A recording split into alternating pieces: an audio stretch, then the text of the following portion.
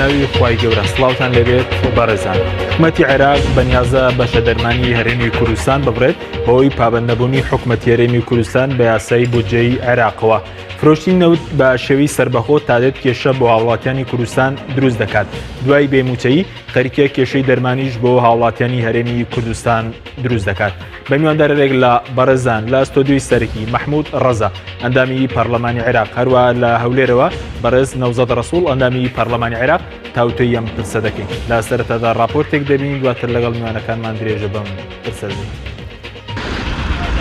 تادێت نەوتی هەرێم قەیران و کێشەی زیاتر بۆ هاوڵاتیان دروست دەکات و حکوومەتی عێراقیش بەهۆی پابەندنەبوونی هەرێم بە یاسای بودجە بەنیازە بەشە دەرمانی هەرێم ببڕێت. دوای ئەوەی دەسەڵاتدارانی هەرێم بڕیاریاندا بە شێوەیەکی سربەخۆ نەوت لە ڕێگەی تورکیاوە بفرۆشن، نوری مالیکی سەرۆکوەزیرانی عێراق بڕیاریدا پشکی لە سەدا 17 هەرێم ببڕێت. بەهۆی فرۆشتنی نەوتی هەرێم بە شێوەی سربەخۆ حکوومەتی عێراق لە سەرەتادا پشکی لە سەدا 17 هەرێمی بڕی، لە ئێستاشدا بەنیازە بەشە دەرمانی هەرێم ببڕێت کە ساڵانە ڕەوانەی هەرێمی کوردستان یەکات. جگەلەوەش بەشێک لە پەرلەمانتارانی کورد لە بەغداد مەترسی ئەویان هەیە عێراق بە شەخۆراکی مانگانەش ڕابگرێت بەهۆی پابەندنەبوونی حکوومەتی هەرێم بە یاسای بودجەی عێراقەوە. بەپێی یاسای بودجەی عێراق بۆ ساڵی 2007 ئەبێت هەرێمی کوردستان ڕۆژانە 550,000 بەرمیل نەوت لە چەڵگە نەوتیەکانی هەرێم و کەرکووک ڕادەستی حکوومەتی عێراق بکات. لە بەرامبەردا بەغداد لە سەدا 17 بودجەی هەرێم دەنێرێت. دەسەڵاتدارانی هەرێم ئامادە نەبوون پابەند بن بە یاسای بودجەی عێراقەوە و لە ناوخۆی هەرێمیشدا کێشەی موچەی فەرمانبەرانیان چارەسەر نەکرد. هاوڵاتیانی هەرێمی کوردستان ڕۆژ دوای ڕۆژ بازی سیاسەتی نەوت و گەندەڵی لە دۆسی نەوت دەدەن. دەسەڵاتدارانی هەرێمی کوردستان بەر لەوەی بە شێوەیەکی سربەخۆ نەوت بفرۆشن، عێراق ساڵانەی بودجەی لە سەدا 17 هەرێمی دەنارد. فەرمانبەران پێش فرۆشتنی نەوت کێشەی موچەیان نەبوو، موچەیان لە کاتی خۆیدا پێدەدرا، بەڵام ئێستا بە 2 مانگ جارێک چارەکە موچەیان پێدرێت. پێش فرۆشتنی نەوتی هەرێم پێشینەی خانوبەرە و هاوسەرگیری و پێشینەکانی دیکە دەدران، دوای فرۆشتنی نەوت ڕاگیران. پێش فرۆشتنی نەوت خزمەتگوزاری و پرۆژە ئەنجامەدرا کە ئێستا زۆرینەی پرۆژە خزمەتگوزاریەکان وەستاون. دوای فرۆشتنی نەوت بە شێوەی سربەخۆ دەسەڵاتداران هەرێمی کوردستانیان خستە ژێرباری قەرزێکی 27 ملیار دۆلاریەوە. هۆکاری ئەوەی نەوتی هەرێم بۆ تەمای بارگرانی بۆ خەڵکی کوردستان ئەگەڕێتەوە بۆ کۆنتڕۆڵکردنی نەوت لەلایەن حیزبە و بەکارهێنانی بۆ مەبەستی سیاسی. نەوتی کوردستان تادێت میلەت هەژارترەکات و کۆمەڵێک دەسەڵاتدار و حیزبیش دەوڵەمەندترەکات. لە ئێستادا حیزب هەیە پارەی نەوتی کوردستان بۆ دروستکردنی دەستگای ئەمنی سەرکوتکەر و میدیای سێبەر و کڕینی سەرکردە و ڕۆژنامەنووس و ڕۆشنبیر و کەپکردنی دەنگی ئازاد بەکارهێنێت. ئەگەر دۆسیەی نەوتی هەرێم شەفاف و دامەزراوەی نەکرێت، بە شێوەی ئێستا ئیدارە بدرێت، میلەت ماڵوێرانترە بێت.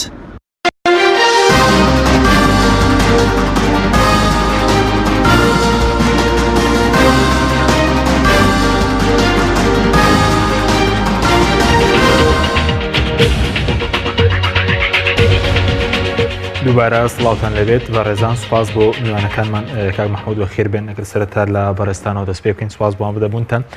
هۆکاری چی بوو کە ئەمڕۆ حەیدر عەبادی سەرۆکوەزیرانی عێراق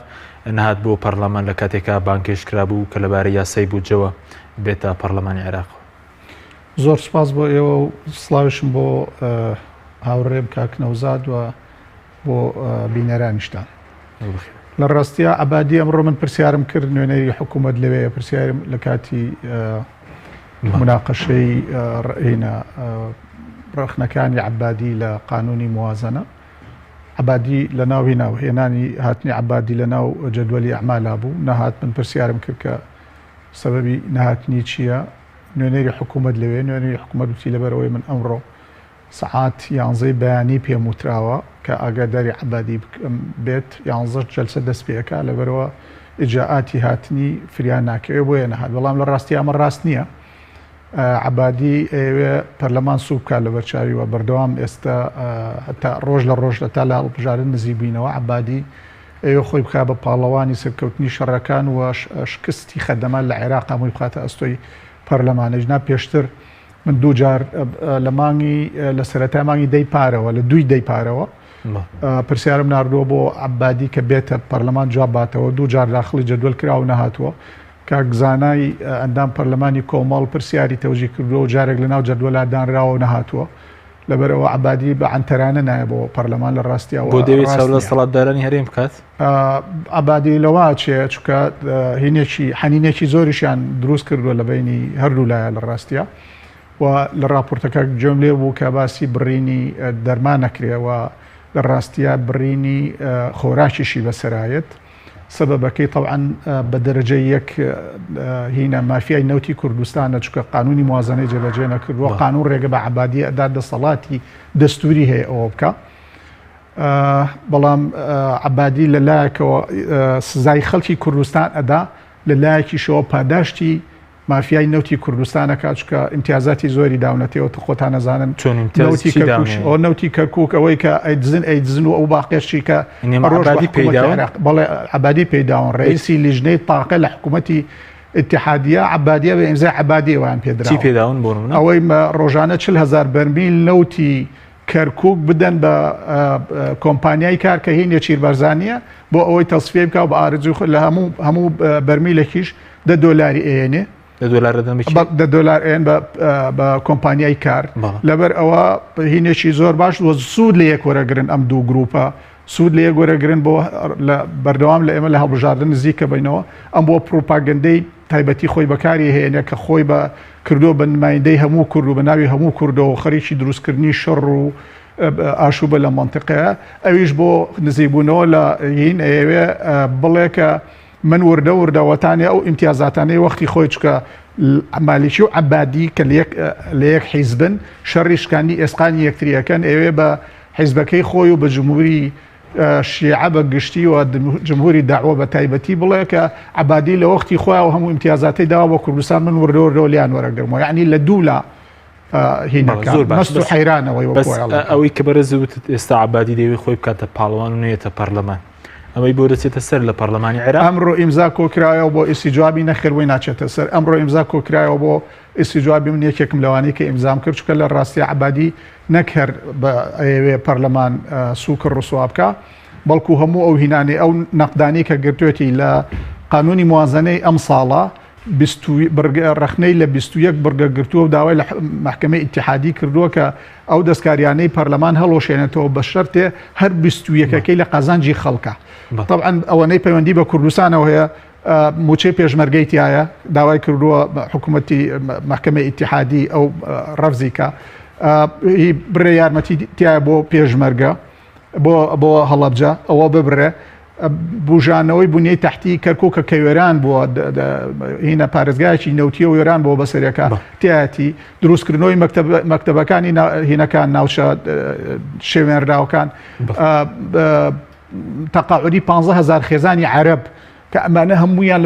لە قازانجی خەڵکن ئەوانە هەموو داوای کردووە لە محکمەی ئیتیحادی هەمویان هەڵۆشێنێتەوە طبعاً وردەوردە بەو نەوعە پەرلەمان سوبکە طبعاً و حملەکەشی پێرێ ئەو دەست پێکرد بەندێکی هین هەیە جاهلیەت هەیە ئەڵێ العین بالعین والسن بالسن والبعد أظلم عەبادی هێرشێکی زۆر تونی بۆ سەر پەرلەمان دەست پێ کردو ئەمڕۆ پەرلەمانیش لە لیژنەی مالیە هەموو هینەکانی ڕەت کردەوە زۆر بە جوانی کە هەموو ئەوانەی کە ئەو توێتی باتڵن ڕاست نین بە شەرتێ نزیکە 11-12 سعاتی بەردەوام لیژنەی مالیە 3 جار لەگەڵی دانیشتون وتوێتی بە هەمووی ڕازیم و بە هیچ جۆرێکیش تاعنی لێ نام دوای ئەو وعدانش پیاوێکی دەرکەوت کە پیاوێکی بێوەعدە طبعاً ئەوە هەمووی ئیعلام کرا بۆ ڕاگەیەنرا بۆ میدیا سەرڕای ئەوە تاعنی کردووە لەبەرەوە ئەمڕۆ لەسەر ئەو هەموو هینانەی هەیەی لەسەر گەندەڵی حکوومەتەکەشی ئەمڕۆ ئیمزا کۆکرایەوە بۆ ئیسیجوابی بەڵێ سوپاس دەکەم دواتەگرم بۆ لای بەڕێستان ئەگەر بچین هەولێر لای کاگنەوزاد زۆر سوپاس بۆ بەشداریکردن لە بەرنامەکەماندا سەبارەت بە مەسەلەی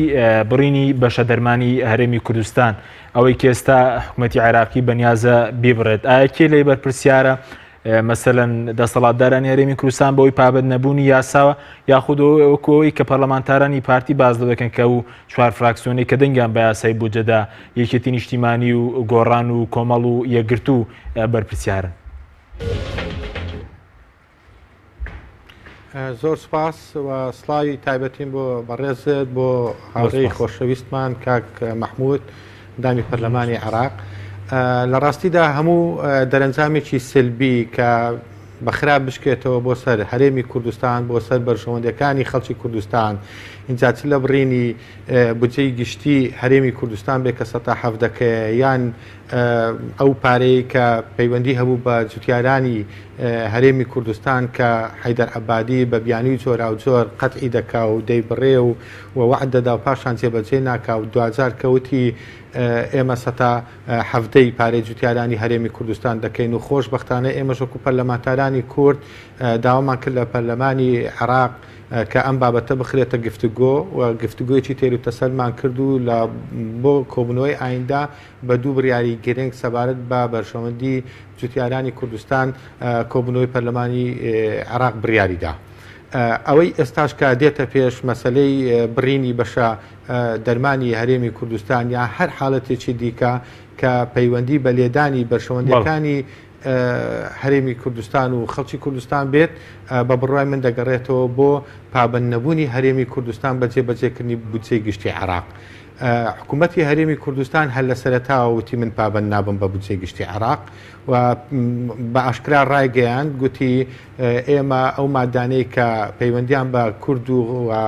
بودجەی هەرێمی کوردستانەوە هەیە ئێمە ئەگەر بەو شێوەیە جێبەجێ بکرێت 400 ملیار دینارمان سەرەرا ئێمە هەر کاتیش وتمان یعنی ئەمە بەڵگەیە کە حکوومەتی هەرێمی کوردستان وەکو لەزمەیەک دەیدا بۆ ڕای گشتی هەرێمی کوردستان بۆ حکوومەتی عێراقیش ئەگەر 400 ملیار دیناری زەرەر بێ کەواتە ئەو 400 ملیار دینارەی کە لایەنی کەم حکوومەتی هەرێمی کوردستان زەرەریەتی چی بەسەردێ دەدزرێ چکە بۆ پارەیە کە لە حکوومەتی بەغدا بە پێی بودجەی گشتی عێراق ئەگەر ڕێکەوتنەکە بخرا بە بواری جێبەجێکردن لانی کەم نزیک دەبیەوە لە پێدانی موچەی فەرمانبەرانی کوردستان یان لانی کەم نزیک دەبیەوە لە نیوەی موچەی فەرمانبەرانی کوردستان چکە ئێمە دەزانین حکوومەتی هەرێمی کوردستان ناتوانێت ئێستا موچەی تاوا بداتە فەرمانبەرانی کوردستان بە چەندمان جێک جارێک نیو موچەیەک یان چارێکگە موچەیەکیان دەداتێ کەواتە یعنی حاڵەتێکی ڕوونە و زۆر زۆر ئاشکرایەکە حکوومەتی هەرێمی کوردستان نایە پابند بێ بە بودجەی گشتی عێراق چکە گەر پابند بێ ئێمە لە کاتی خۆشی ئەوامان باس کرد گوتمە ئەگەر پابند بێت چەند خاڵێک ڕوودەدا یەکەم پرۆسەی نەوت لە هەرێمی کوردستان شەفاف دەبێت بە هی کەرکووچیشەوە کە دەسەڵاتی سیاسی لە هەرێمی کوردستان یان با بڵێن گروپی مافیای دزینی نەوت لە هەرێمی کوردستان ئەو بڕگە لە قازانجی ئەوان نابێت و دەبێتە مای ئەوەی کە نەوت لە هەرێمی کوردستان و کەرکووک شەفاف بێت. دووەم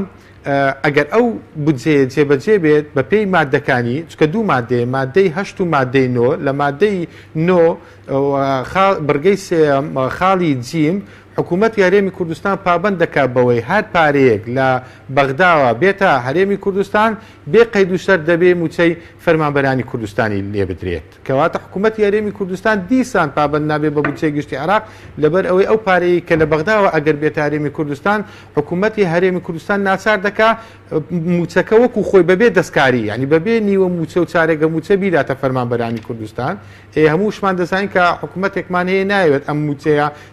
ئێستا بە تەواوی و بەبێ دەستکاریکردن و بەبێ پاشەکەوتکردن هەرچەندە پاشەکەوتکردن نیە من لە زۆربەی دیمانەکان وتومە ئەمە دزیکردنە لە موچەی فەرمانبەرانی کوردستان بە ناوی پاشەکەوتکردن بۆیە ئەم حاڵەتە بەردەوام یعنی لە حکوومەتی هەرێمی کوردستان بیستمان کە ئێمە پابند نابین ئەگەر پابند بین زەرمانە بۆیە من پێم سەیرە ئێستا یعنی لیستی پارتی دیموکراتی کوردستان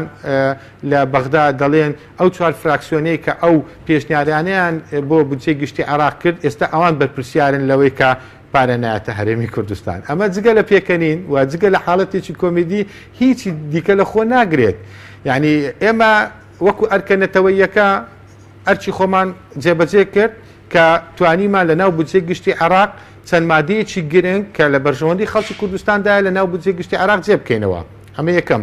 دووەم وەکو ئەرکە یاساییەکە وەکو پەرلەمانتار ئەرکە یاساییەکەشمان جێبەجێ کرد و دەنگیشماندا بۆ ئەو بودجەیە کە وەکو باسم کرد لە بەرژەوەندی خەڵکی کوردستان بوو بە پێچەوانەی لیستی برادرانی پارتی کە کۆبوونەوەکەی پەرلەمانیان بەجێهێشت بەبێ ئەوەی هیچ گفتوگۆیەک بکەن و هیچ دیفاعێک لە مافەکانی خەڵکی کوردستان لە موچەی خەڵکی کوردستان لە پێشمەرگەی کوردستان لە موچەی پێشمەرگەی کوردستان بکەن. زۆر باشە ئێمە پێچەوانەی ئەو بیرۆڕایی کە ئەوان ئەوان دەیانەوێت سەرنجی شەقامی کوردستانی پێڕاکێشن ئێمە بە ئەرچی نەتەوەیی یاسایی خۆمە هەستین ئەوە حکوومەتی هەرێمی کوردستانە نایە پابند بێ بە بودجێ گشتی عێراق هەر بۆیە لە زمەیەک دەدەینە حکوومەتی عراقی ڕۆژ بە ڕۆژ بیان و هەنجەتی زۆر زۆرمان پێدەگرن و ئازاری بەرژەوەندەکانی خەڵکی کوردستان دەدەن. زۆر باشە کەواتە بۆ چوونی بەرەز تۆکاریەوەی کە حکوومەت پابند نەبووە کە ئێستا عێراق دەرمان نانێرێت وە مەترسی لەسەر مەسەرەن خۆراکی ماگانەی هاوڵاتیانەیە پەیوەندی بەچیەوە پەیوەندی بەوەیە کە بەڕێز دەڵێت پەیوەندی بە گروپی مافیا هەوەیە لە کوردستان ئەو گروپ مافیانە لە کوێن کە دروست بوون. پەیوەندی بەوە هەیە کە ئێمە حکوومەتێکمانەیە ناوی حکوومەتی هەرێمی کوردستانە هیچ سیاسەتێکی استراتیجی بۆ معاملەکردن لەگەڵ بەغدانیە و بەهۆی نەبوونی ئەو ڕۆئیە استراتیجیا بەهۆی نەبوونی ئەو بەرنامە گرنگە بۆ پاراستنی بەرژەوەندەکانی خەڵکی کوردستان لەناو پرۆسی سیاسی عێراقدا وای کردووە کە بەردەوام هاوڵاتی لە هەرێمی کوردستان زەرمەند بێت. تۆ تەماشاکە بەهۆی ئەو لێدوانە نامەنتقیانە بەهۆی ئەو سیاسەتە ناجۆرەی کە حکوومەتی هەرێمی کوردستان لە ناو خۆ دەیگرێتە بەرامبەر بە بەغدا چ زەرێرێکی لە خەڵکی کوردستان داوە هەتا بودجە لە عێراق دەهات پرۆژەی خزمەتگوزاری هەبوو فەرمانبەرانی کوردستان موچەکانیان لە کاتی خۆیان وەردەگرت و هاوڵاتی لە هەرێمی کوردستان بە شێوەیەکی سەربەرزانە دەژیا و تا ڕادەیەکی زۆر ینی گەنج لە هەرێمی کوردستان ئومێدێکی بۆ دروست ببوو پرۆسەی زەواجی دەکرد و دەچۆ بەرخوێندن و کار و کەسابەت لە ناو هەرێمی کوردستان هەبوو و ینی ژیان دەتوانین بڵێن ژیانێکی پڕ بوو لە خۆشگوزەرانی بەڵام دوایەوەی کە حکوومەتی هەرێمی کوردستان بە شێوەی سربەخۆ نەوتەکە دەفرۆشێەوە حساب بۆ کەس ناکەو و کەسیش نازانێت داهاتی ئەو نەوتە چی بەسەردێ و دەفرۆشرێتە چێ و دەچێتە گیرفانی چێ کە بودجەشمان لە بەغداوە بۆ نایە تەمەشا دەکەین بازار کەسابەت لە هەرێمی کوردستان دەشێوێ تەمەشا دەکەین موچە نادرێت تەمەشا دەکەین خەڵک ژیانی لێ تێک دەچێت. تۆ تەماشای دۆسیەکانی دادگا بکە لە هەرێمی کوردستان چەندین حاڵەتی بەداخەوە جیابوونەوە ڕوویداوە بەهۆی ئەو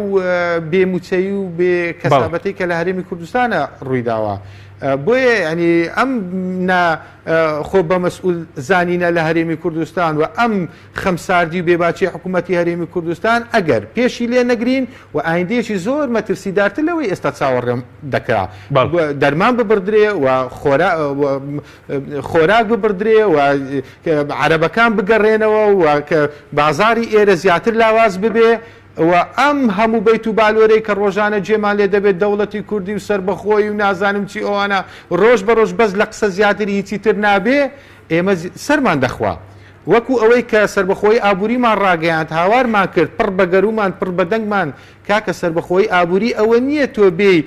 هەموو نەوتی هەرێمی کوردستان بفرۆشی لە ژوورێکی تاریک لە دنیایەکی تاریک و داهاتەکەی دیار نەبێ و بچێتە گیرفانی چەند کەسێک کە لە پەنجەی دەستێن راپەڕن لە هەرێمی کوردستان هاوارمان کرد گوێمان لێ نەگیرە ئەم جارش کە گوتمان بودجەیەکەیە لە عێراق بە ناوی بودجەی گشتی 2017 خۆشبەختانە جێگەی چەند بەندێک و خاڵێکمان کردوێتەوە کە لە بەرژەوەندی خەڵکی کوردستانە تکا دەکەین ڕجا دەکەین وەرن پابند بن لەبەر خاتری خوێنی شەیدان لەبەر خاتری کەسوکاری سەربەرزی شەیدان لەبەر خاتری ئەو پێشمەرگەی کە نان نییە بخوا لەبەر خاتری ئەو پێشمەرگەی کە ماڵی لەسەر جادەیە لەبەر خاتری ئەو مامۆستا بەڕێزەی کە پێویستە هەمومان یعنی بەردەوام قودسیەتی بدەینێ ڕێزی بدەینێ کەچی بێڕێزمان کردووە و پێشی دەڵێن بۆ داوام ناکەی بۆ بایکۆت دەکەی کە لە گیرفانەکەی پارەی ئەو پاسایە ئەو تەکسی پێنیە کە بچێتە قوتابخانەکەی و بگەڕێتەوە مات لەبەرەوە بەڵێ سپاس دەکەم دواتە گەڕێنەوە لای بەڕێز کاتی زیاترت پێدەین سپاس دەکەین کاک نەوزەت کاک محەممەد دەگەر بڕێم و لای بەڕێزت ئەوەی کاک نەوزەت باسی کرد ئێستا جگە لە دەرمانەکە مەترسی خۆراکیش هاتۆتە سەر وەڵام مەترسی خۆراکیش هەیە و عەبادی من یەکەم لەلایە ئەوەی وەزیری تەندروستی لەسەر داوای عەبادی تەبعاً پرسیارمان کرد و زانیاریمان دەستکەوت کە عەبادی خۆی داوای لە وەزیری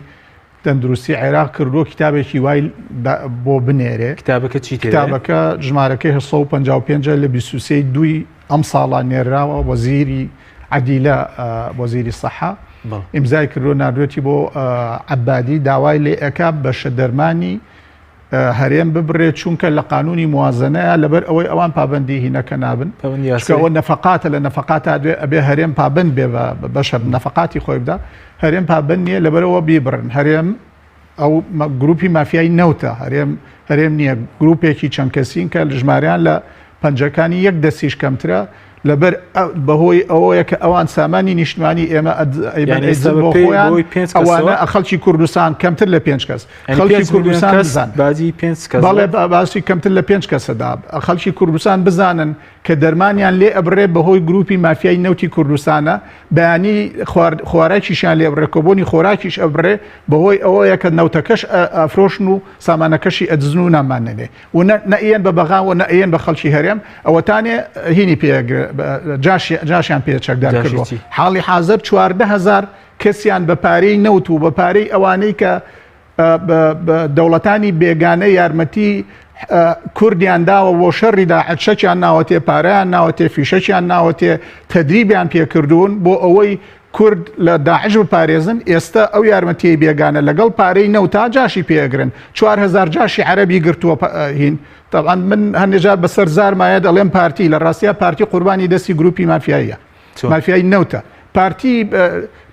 تاریخێکی لە 1946ەوە هەزاران قوربانی داوان لە پێناوی قەزەیە کێشەیەکی ڕەوای میلەتەکەی ئێمەیە بەڵام ئێستا تاریخی پارتی کراوە بە قوربانی گروپێکی چەند کەسی بۆ بنەماڵەیەکی دیاریکراوە بەکارێت تاریخی پارتی کراوە بە قوربانی بەژەوەندەکانی گروپێکی دیاریکراو کە ئێستا ئەوانش بە ناوی پارتیەوە ئەڕوا طبعاً پارتی ناوی ینی تاریخی لەکەدارەوە بەهۆی ئەو سیاسەتێک کە ئێستا ئەو گروپی قیادەی پارتیەکەن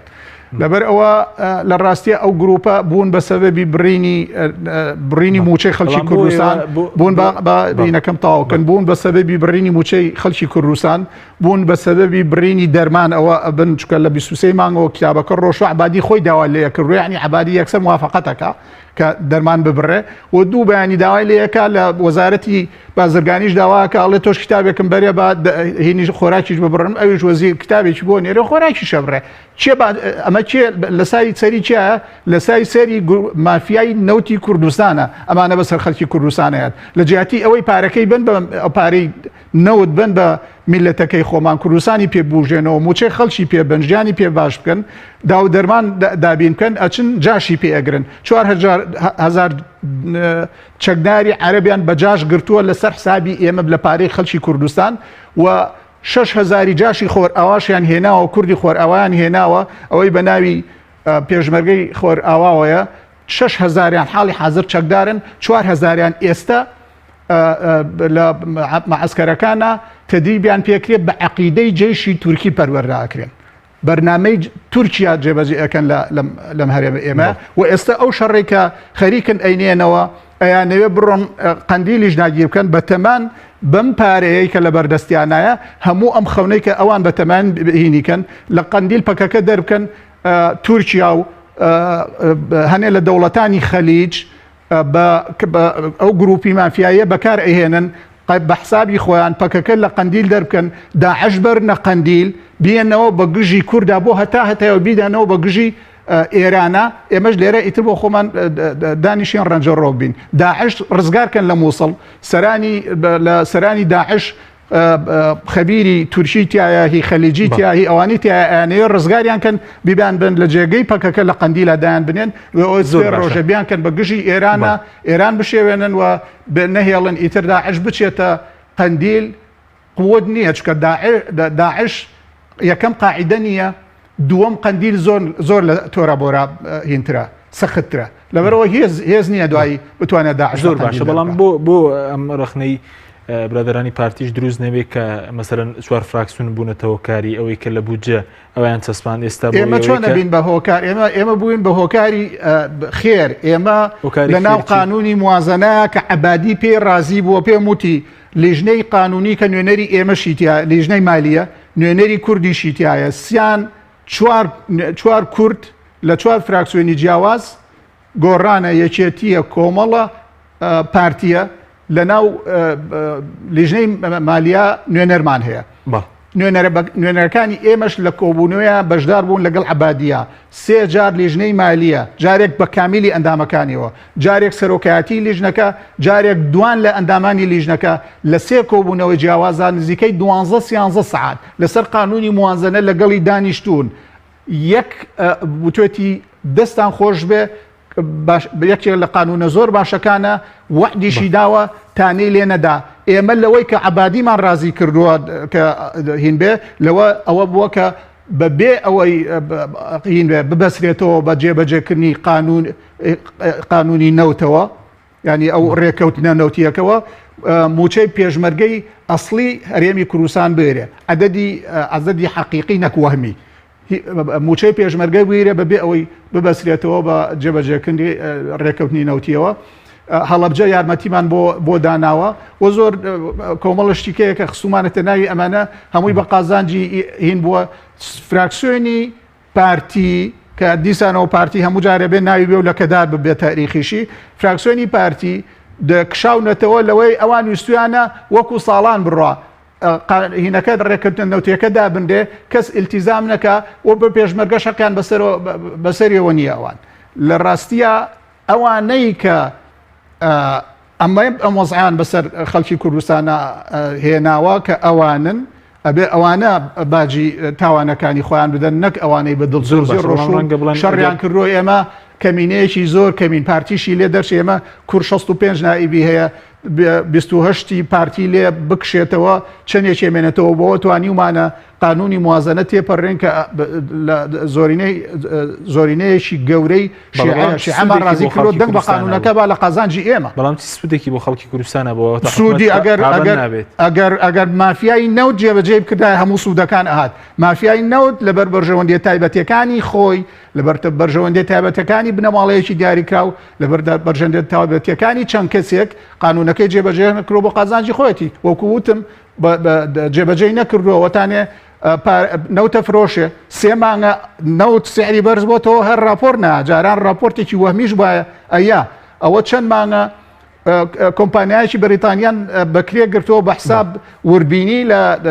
لە فرۆشتنی نەوتا بکە شەفافیەتە بێەوەتی ئەو هاتووە ئەم جملەیەش تەواوکەم ئەوە نییە بە شەرتێ ئەو کۆمپانیایی کە هێناویانە 75 جار بەقەدەر ئەوەی کە حکوومەتی عێراق ئەیا بە کۆمپانیایکی هاوشێوەی ئەمانیاویانە بەم کۆمپانیا 75 جار ئەوە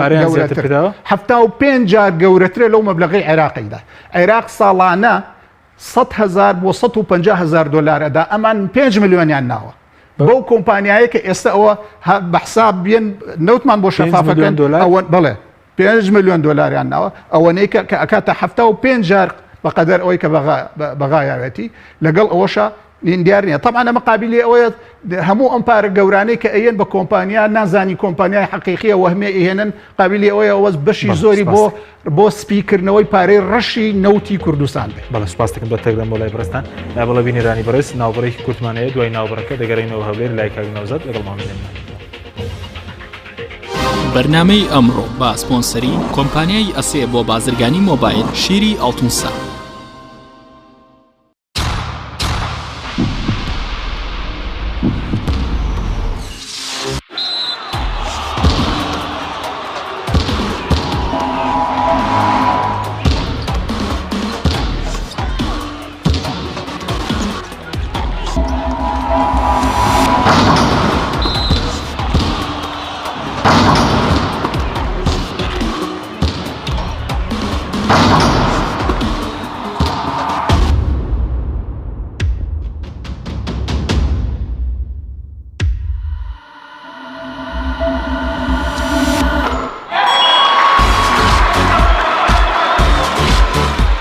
سەرکەوتنە گەورەیە تەنها شیری وشکی ئەڵتونسای تەمێکی ڕاستەقینە و 100% سروشتی نۆشی کە و هەمیشە بە بەهێزی بمێنەرەوە. ئەسێ ئەمڕۆ جیاوازتر دەردەکەوێت. ئەسێ ڕنگ و هێز و توانایەکی نوێ پێشکەش دەکات. زیرەکێکی ڕاستەقینە و متمانە پێکراوە. ئەسێ Q6 نوێترین مۆبایلی زیرەکە و کردنەوەی لەلایەن پەنجەمۆری خاوەنەوە کار دەکات. ڕامی 3 گیگابایتە و میمۆری 32 گیگابایتە و کامێرای سەرەکی 13 مێگاپیکسلە و کامێرای پێشەوەی 8 مێگاپیکسلە.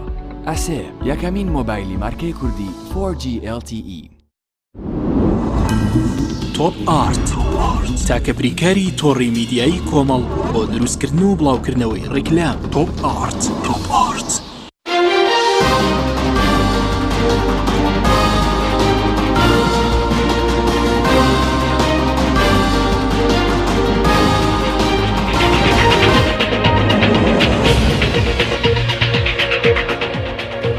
دووبارە سڵاوتان لەوێت بەڕێزان کاک نەوزە دەگەر بگەڕێنەوە لای بەڕێستان سەبارەت بە مەسلەی مەترسی بڕینی دەرمان و خۆراک ئێستا جەگەر بە بۆچوونی بەڕێستان حکوومەت هێرێم پابەند بێت و نەوتەکەی ڕاڕستی عێراق بکات ئەم کێشەیە ڕوونادات؟ بەڵێ بە بڕای من گەر حکوومەتی هەرێمی کوردستان پابند بێت بە جێبەجێکردنی هەموو ئەو مادانەی کە لە بودجەی گشتی عێراق داهاتوە مەبەستم ئەوەیە کە ئەوانەی پەیوەندی بە ڕێکەوتنی نەوت هەیە بەرامبەر بە بودجەی هەرێمی کوردستان ئەوە دەرگایەکی خێر بەسەر هەم هەرێمی کوردستان هەم وڵاتیان لە هەرێمی کوردستان هەم فەرمانبەرانی کوردستان دەکرێتەوە. پرسیارێکی زۆر ئاسان دەتوانێت ئەم ڕاستی ئێمە بسەلمێنێ ئەویش ئەوەیە ینی حکوومەتی هەرێمی کوردستان دەرکەوت ینی پێشتر و ئێستاش کە پابند نابێ بە بودجەی گشتی عێراق ناتوانێت بە ئەو پارانەی خۆی کە دەستی دەکەوێت لە نەوت ئەو پارانەی کە لە داهاتی ناوخۆ دەستی دەکەوێت خەڵکی کوردستان ئیدارە پێ بدا. ناتوانین موچەی فەرمانبەرانی کوردستان بدا ئەگەر چی لە ڕاستیدا من باوەڕم وایە کە پارە هەیە لە هەرێمی کوردستان و هیچ قەیرانێکی دارایی لە بنەمادا وجودی نییە بەقەدر ئەوەی هەموو قەیرانانە دارایانەی کە هەنە دەرهاوێشتەی و قەیرانە سیاسیانن کە لە هەرێمی کوردستان هەن دەرەنجامی ئەوەیە کە لێک تێگەیشتن نییە دەرەنجامی ئەوەیە کە مەیلێک هەیە لەلایەن هێزێکی دیاریکراو لە هەرێمی کوردستان دەیەوێت هەرێمی کوردستان بە ئاراستەی تاک حزبی و تاکڕەوی بباتن و بەدیوێکی تر دەتوانم بڵێم ئیرادەیەکی شەرمنانەیان ترسنوەکانە لەلایەن لایەنە سیاسەکانی دیکە هەیە بەرامبەر ئەو لایەنە سیاسی کە دەیەوێ هەرێمی کوردستان بەرەو تاک حزبی و یەک ئیرادەی بباتن. لەبەرەوە ینی هیچ پێوەرێک ئێستا ناتوانێت بە من بڵێ بە تۆ بڵێ بە وڵاتیان بڵێ کە حزبێکی بێ لە کوردستان بە ناوی پارتی دیموکراتی کوردستان نیوەی کوردستان زۆر کەمتریشی لەگەڵ نەبێ و لە ڕووی ئەسکەریەوە هێزی یەکەم نەبێت و لە ڕووی سیاسیەوە منطقی سیاسی بەقوت نەبێ بەڵام بتوانێت هەموو جمگا سەرەکیە سیاسی و دەسەڵاتەکانی هەرێمی کوردستان بگرێ و هیچ حیسابێک بۆ ئیرادەی کۆی لایەنە سیاسەکان لە هەرێمی کوردستان و کۆی خەڵکی کوردستان و کۆی پێکاتەکانی خەڵکی کوردستان نەکاتن. زۆر باش لە لاوازی ئیرادەی خەڵکی کوردستان و لایەنەکانی دیکە هیچ مانایەکتر هەڵناگرێت. من باوەڕم وایە کە ئێمە گەیشتوینەتە خاڵێک بەس بە ئەم کاک حەچیم ئەم قسەیە ئەخیر بە قەنەعەتی خۆم بە گرنگ دەبینم تەواوی کەم بۆیە ئەنی ئێمە گەیشتوونەتە خاڵێک گەیشتوونەتە دۆخێک کە دەبێ هەمووی بینە سەر حاڵەتەکە و بەرپرسیارەتی خۆمان چوەکو هاوڵاتی چوەکو لایەنی سیاسی چوەکو چین و توێژەکان لە هەرێمی کوردستان چوەکو پەرلەمانتاران چ لە هەرێمی کوردستان چ نوێنەرانی کورد لە بەغدا هەمومان ڕوئیایەکی ڕاستەقینە پیشان بدەین کە بەرژەوەندی خەڵکی کوردستان لەکوێ دەبێ هەمومان لەوێ بین و بتوانین بە هەمومان پێکەوە دۆخێکی سیاسی لە هەرێمی کوردستان بەرهەمبێنین کە ئەم دۆخە لە قازانجی هاوڵاتی بێت. بەداخەوە ئێستا من باوەڕم وایە کە یعنی حاڵەتی دارایی لە هەرێمی کوردستان بدێت دەست کۆمپانیایەکی ئەوروپی دەتوانێت هەرێمی کوردستان زۆر باشتر تێر بکە و خەڵکی کوردستان تێر بکە و موچەی فەرمانبەرانی کوردستانیش دابین بکە بەس بە داهاتی گومرجی برایم خەلیل و باشماخ و حاجی ئۆمەران و ئەو پارە دزراوانەی بە ناوی کامیرە شاراوەکانی بەڕێبەرایەتی هاتوچۆ و ئەو بازە زۆر و زەبەندانەی کە لە هاوڵاتی وەردەگیرێت بەبێ نەوت دەتوانین ئێمە خەڵکی کوردستانی پێ بەخێو بکەین دەتوانین هاوڵاتی وا لێ بکەین کە بە شێوەیەکی زۆر سەربەرزانە بژی. من باسی بودجێ گشتی ناکەم کە لە عێراقەوە لە بۆمان بێ من باسی پارەی نەوت ناکەم کە دەدزرێ و بێتەوە ناو خەزێنی حکوومەتی هەرێمی کوردستان بەس باسی گەکان بەس باسی ئەو بازانە دەکەم کە بە تاوان ڕاستی تاوانە لە هاوڵاتی وەردەچیرێ هاوڵاتی لە هەرێمی کوردستان هیچ مافێکی نییە هیچ ژیانێکی بۆ دەستەبەر نەکراوە خانووەک دەکڕی دەیفرۆشی یەک دنیا باجت لێ وەردەگرێ 100 متر ئەرزە دەفرۆشی دەیکڕی دنیاک باجت لێ وەردەگرێت هەر دائیرەیەکی حکوومەت بەس ڕێگەت بکەوێتەوەی دنیاک باجت لێ وەردەگرن کارەبات ناداتێەوە پارەی کارەبا لێدەستینی ئاوت ناداتێەوە پارەی ئاو لێدەستینی هەموو ئەو پارانە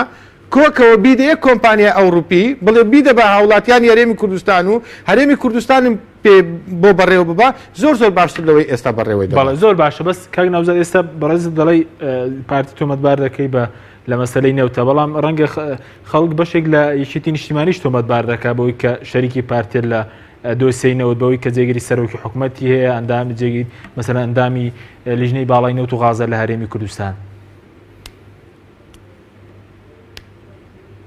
یەکێتی نیشتیمانی کوردستان تاوانبارتر و بەرپرسیارترە لە پارتی دیموکراتی کوردستان. بۆچی؟ لەبەر دوو سەبەب. یەکێکیان ئەوەیە کە باوەڕم وایە لەبەر دوو سەبەب. یەکێکیان ئەوەیە کە یەکێتی نیشتیمانی کوردستان لە 76 کە دامەزرا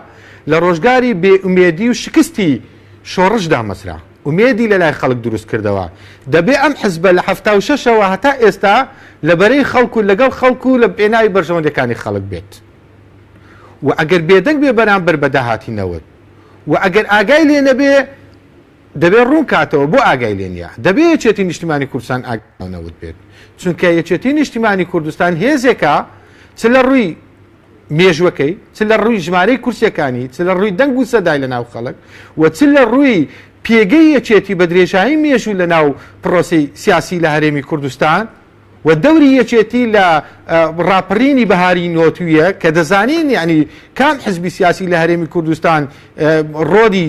چەند و چۆن بوو لە ناو پرۆسەی ڕاپەڕینی خەڵکی کوردستان دەبێ ئاگای لێ بێت و ئەگە ئاگای لێ نییە بۆ ئاگای لێ نییە و دەبێ ئەمە دیوێکیان کە بەرپرسیاری دەستانم دیوی دووەمی ئەوەیە یەکێتی نیشتیمانی کوردستان بەشێک لەو نەوتانەی کە لە هەرێمی کوردستان دەردەهێنرێت لە سنووری جوگرافیا و قەڵم ڕەوی ئەوە بۆ نمونە نەوتمانەیە لە شیواشۆک کە سنووری تەقتەقە نەوتمانەیە لە بازیان نەوتمانەیە لە کەرکووک یعنی ناکرێ بەبێ یەکێتی بۆچی ئەگەر غەدر لە کادرێکی یەکێتی بکرێت لەو سنوورانەی خۆی بێدەنگ نابێت قبولی ناکا ئەی بۆ نەوتی لێ بدزرێ و داهاتەکەی دیار نەبێ قبولی دەکاتن دەبێ ئەمە ڕوون بکرێتەوە من باوەڕم وایە کە لەو نەخشە ڕێگایی کە ئێستا یەکێتی نیشتیمانی کوردستان لە چەند ڕۆژی ڕابردوو دوای تاوتوێکردنی لە کۆبوونەوەکانی ئەنجومەنی سەرکردایەتی مەکتەبی سیاسی بڕیاری لێداوە دەبێتە نەخشە ڕێگای یەکێتی بۆ چارەسەرکردنی هەموو ئەو قەیرانە سیاسی و ئابووری و دارایانەی کە ڕووی لە هەرێمی کوردستان کردووە ئەم بڕگەیەشی تێدایە نەخشە ڕێگای یەکێتی نیشتیمانی کوردستان بۆ چارەسەرکردنی قەیرانی دارایی باسی نەوتی کەرکووچ تێدایە باسی نەوتی چێرگە نەوتەکانی هەرێمی کوردستانی شێم تێدایە چی دیکە یەکێتی نیشتیمانی کوردستان نابێ بەس هەقسە بکاوە خۆی لێ لە بەرپرسیارەتەکە بدزێتەوە دەربێنی لەبەرەوە یعنی کاتی خۆ دزینەوە بەسەر چوو و چی دیکە باوەڕاکەم خەڵکی کوردستان قبولی بکە و ئەگەر قبولی بکەین و بێدەنجیش بین دەرەنجامە ترسناکانی لە ڕۆژی هەڵبژاردننی هەم پەرلەمانی کوردستان لە ئایندا و هەم هەڵبژاردننی پەرلەمانی عێراق لە ئایندا و هەم هەڵبژاردننی ئەنجومەنی پارێزگاکان لە ئایندا دەبینینەوە دەرەنجامێکی خەتەر و ترسناک دەبێت بۆ یەکێتی نیشتیمانی کوردستان من باوەڕم نییە ینی باوەڕم نییە کە یەکێتی نیشتیمانی کوردستان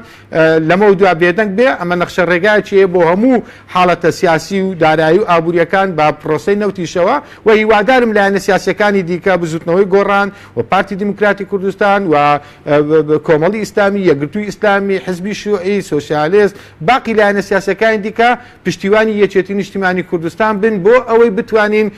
خەڵکی کوردستان لەو مەینەتیا و لەم دۆخە چەق بەستووە هەم پەرلەمانی کوردستان هەم دۆخی سیاسی هەم دۆخە ئابوووریەکە لەم دۆخە چەق بەستووە سپاس دەکەین دواتە گەرم بۆ لای بەڕێزان سپاس دەکەین کاک مەحموود سەبارەت بۆی کە بەڕێزت دەڵێیت نەوت بۆ خەڵکی کوردستان سوودینێ بەڵام ڕەنگە بڵێن بەشێکی مەسەرەن بێستا موچەی فەرمانبەران لە مەسەلەی نەوت دەدرێگەر نەوتەکە نەبای ڕەنگە دۆخی خەڵکی کوردستان لەوە خراپتر بووایە و ڕەنگە بەشێکیان باز کە بۆ بەرەو ئابووری سەربەخۆ دامەزرانی دەوڵەتمان دەبات طبعا نەوت بە حیاتی نەیتوانیوە خزمەتی هینکە نەوت خۆیت هینێ کاڵایشی تاوانبار نییە نەوت شتێکی خوایە سلعەیەکی خوایە وەستاوەتە ئەوانەی کە چۆن بەکاری هێنن نەوت لە هەنێ وڵاتی کە سیستمی دیموکراتی دامەزراوێن هەیە بۆ بە خێرێکی زۆر گەورە لەوانە چەند نمونەیەکەیە هینت هەیە نەرویجت هەیە ئالاسکات هەیە ئەمانە بۆ بە خێر و بەرەکەت بۆ میلەتەکانیان چکە نیزامەکانیان نیزامی دیموکراتی بە ویژدانن دەسا و دەستکردنی ئاشتیانەی دەسەڵات 4 ساڵ جارێک ڕۆدا بەڵام لە باقی وڵاتەکان نەوتەکانی کە بووە بە نەفرەت بە تایبەتی لە عێراق و لە کوردستانە بە ئەوەی کە عێراق بەدەستیەوە ناڵێنێ سەدام حوسێن کە توانی پایەکانی نظامی دیکتاتۆری داکوتێ بەو شێوەیە بەهۆی سامانی نەوتەوە بوو. ئێستا کە گروپی مافیایی نەوت هینەی حەشرەی بە خەڵکی کوردستانی یەکەن بەهۆی واریداتی نەوتەوەیە ئەوەی کە توانن جاش بگرن بە موچەی فەرمانبەران نادان بەڵام جاشی عەرە بەگرن جاشی خۆرەوە تۆمەتبارکردن نییە نەخێت تۆمەتبارکردن لە چوارچەوەی وەزارەتی پێشمەرگەدا لە چوارچەوەی وەزارەتی پێشمەرگایە چێ جارە وەزارەتی پێشمەرگە وەزیرەکەی وەزیری شەرعی خۆی هەیە کە دەرکراوە لە حکوومەتە. ئەوە پرسیارێکی زۆر باشە سپاس دەکەم کە ڕوژانێ پێویستە ئەوانەی کە بەشدارن ئێستا بە فیعلی لە حکوومەتە بێنە دەنگ چونکە ئەم تاوانانەی ئێستا ئەکرێ ئەو سیاسەتی تورکیا کە ئێستا ڕۆژانە لە کوردستانە جێبەجێ ئەکرێ بە ناوی وەزارەتی پێشمەرگە و ناوی حکوومەتی هەرێمەوە ئەکرێ ئەوانەی کە بە فیعلی وەزیریان هەیە لە ناو حکوومەتە ئەبێ بێنە دەنگ کە ئەوانەی کە بە فیعلی هێزیان هەیە لە ناو وەزارەتی پێشمەرگەیە ئەبێ بێنە دەنگ تاوانەکە بە ناوی هەموویەوە ئەکرێ لەبەر ئەو بۆچیش ئەتوانن ئەمە بکەن وەکوتم نەوت بووە بە هین جاشی پێ ئەگیرێ دەستگای سەرکوتکەری پێ بەهێز ئەکرێ و زۆر ئەکرێ کە چەند زۆر بوون لە هەرێمی کوردستانە میدیای پێ هینەکەن میدیایکی زەبەناحیان پێدا مەزرانوە کە خەڵکی پێ چاواشە ئەکەن بۆ بەرژەوەندەکانی خۆیان خەڵکی پێ دەستەمەوە ئەکەن ویژدانی پێ ئەکڕن لە هەڵبژاردنا بەکاری هێنن بۆ تەزویری بۆ کڕینی ویژدان و بۆ کڕینی دەنگ بنەماڵەی پیرۆز ئەکەن و سیستمی دیموکراتی پێ هەڵەوەشێنن سیستمێکی دیکتاتۆری پێ بینا ئەکەن هەموو ئەمانە بەهۆی نەوتەوە ئێمە تووشمان بووە ئەگەر هەموو باقی ئەوانەی لە دەرەوەی گروپی مافیایی نەوت هێزەکانی کە لەو لەحزەیە ئستێک نەکەن بەرامبەری نەوەستن خەڵکی کوردستان چارە ڕەشتر ئەبن لە ڕاستیە شەڕی بەوکالەتێرە لەوە زیاتر چارە وڵاتی وێران بووە کاکە ژینگەتیان تەفناکردووە بە سەریەکە نەوت وەزیری نەوتی عێراقی هەفتەیە لەمەوە پێشتەسریحیاڵێ ئەوەڵێ حکوومەتی هەرێم من ئەڵێ مافیای نەوتی هەرێم ئەڵێ ڕۆژانە 500,000 بەرمیل لەو بیرەکانی کەرکووکە بن بەس لە کەرکوو 500,000 بن کەرکوو طبعا مەبەستی بای حەسەن وانش تچکو ئەوەی لە فرسەتی داعش ئەو فرسەتە یانێک ئەوانە لەن شەڕی داعشەکەن داعش بوو بەخێر بۆیان ناوچەیەکی تەسلیمکردن بەهۆی شەڕی داعشەوە کە ڕۆژانە 400-500,000 بەرمیل نەوتی لێ دزن ئەڵێ لە بیرەکانی کەرکووک ڕۆژانە 500 لە باقی هینەکانی کە چەند ئەڕواوە چەندی بە قاچاق ڕۆ چەندی لە ناوخۆیان تەسفیە ئەکرێت چەندی بە گازوایل ئەفرۆشێت چەندی بە نافتا ئەفرۆشێ هەموو ئەمانە لە داهاتی نەوتە ئەو نەوتە وای کردووە ژینە خۆ چ هینێکیان هەیە سەرمایه‌دار بوون باوکیان میراتی بۆ بەجێ هێشتوون لە خوادی لە پڕێکە سامانی دینار ڕژانەوە بەسەریانە بەهۆی نەوتەوەی ئەم هەموو قووەتیان پێیا کردووە لەبەر ئەوە لە ڕاستی ئەگەر نەوتیان لە دەست دەرنەهێنین ئەگەر سیاسەتی نەوتیان لە دەست دەرنەهێنین هەرێمەکەی ئێمە بەرەو ئایندەیەکی ئەوەنە ڕەشترە بن لە ئێستا بە چەند ساڵێکی کە 1000 خۆزگە بم ڕۆژە بخوازین وەکو چۆن ئێستا ئاوات بە ڕۆژانی ڕابردووە خوازی بەڵام چۆن دەردەهێنرێ بەوە دەرەهێنرێ ئەم هێزە ئەم قووەتەی لەکوێ بوو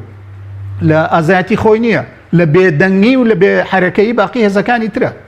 ئێستا لەسەر ئەم شەڕی ناوخۆیە کە خەریکە بەرپا بێ لەسەر ئەوەی کە ئەجەندای تورکیا هێزێکی کوردی هاتووە لە ناو هەرێمی کوردستانە ئەجەندای تورکی جێبەجێ ئەکا بە چەکی بێگانە شەڕی خەڵکی کوردستانەکە ئەوتان هینیان چی لێ کردووە و لێران چی لێ کردووە دوێنێ دەستگای ستاندارد کۆڕێکی هەبووە دەرگاکەیان لێ داخستۆ ئەمڕۆ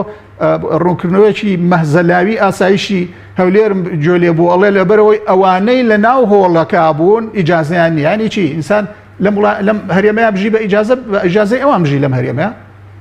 یعنی ئەو مەهزەلە نییە و چۆن قوڵیەکەن ئەم هێزانە هەولێر قەرارە ئەگەر هەولێر حکوومەتی هەیە و پایتەختی هەیە پایتەخت لە هەموو دنیاە پایتەختی نەتەوەیە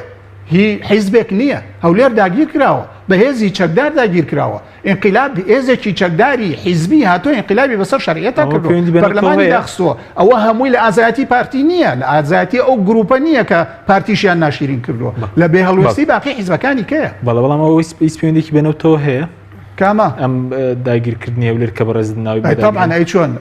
بە پارە نەبێ ئەم هەموو چەکداری لەکوێ بوو خەڵکی پێ بکوژە و خەڵکی پێ بفرێنێ و زیندانی نهێنی دروست بکە و جاشی پێ بگرێ و ئێستا حاڵی حازرۆکە ئەرزم کردی 14000 جاش 4000 عەرەب و